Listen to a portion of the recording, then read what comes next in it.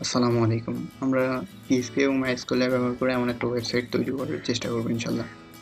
তো এই ওয়েবসাইটে আমরা টু ডু লিস্টগুলো অ্যাড করতে পারবো। তো এই ওভারভিউটা একটু দেখে আসি আমরা এই প্রজেক্টে কী কী করার চেষ্টা করেছি। তো এর মধ্যে আমরা আমাদের যে ডাটাবেস আছে, ডাটাবেস থেকে আমরা ডাটাগুলো নিয়ে এসে লিস্টের মাধ্যমে দেখাই দিব।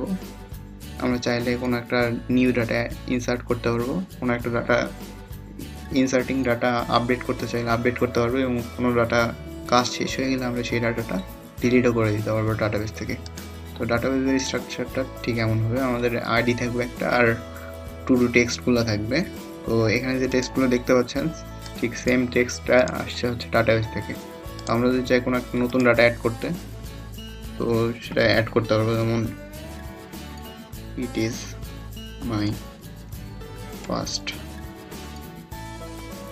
টাস্ক অ্যান্ড এন্টার দিলেই ডাটাটা অ্যাড হয়ে যাবে। এবং আমরা যদি ডাটাবেসে রিফ্রেশ করি তাহলে দেখতে পাবো আমাদের ডাটাটা অ্যাড হয়ে গেছে। আমরা চাইলে ডাটাটা আপডেট বা ডিলিটও করতে পারি। আপডেটে ক্লিক করে আমরা এখানে যদি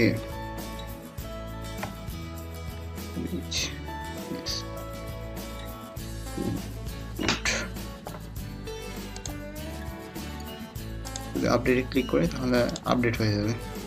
এখানে দেখতে পাচ্ছেন ডাটাটা আপডেট হয়ে গেছে অলরেডি। যদি ডিলিট করতে চাই আপডেটে ক্লিক করে ডিলিট বাটনে ক্লিক করলেই ডাটাটা ডিলিট হয়ে যাবে এবং টেবিলে আর শো করবে না, এবং ডাটাটা এই ডাটাবেসের টেবিল থেকেও চলে যাবে।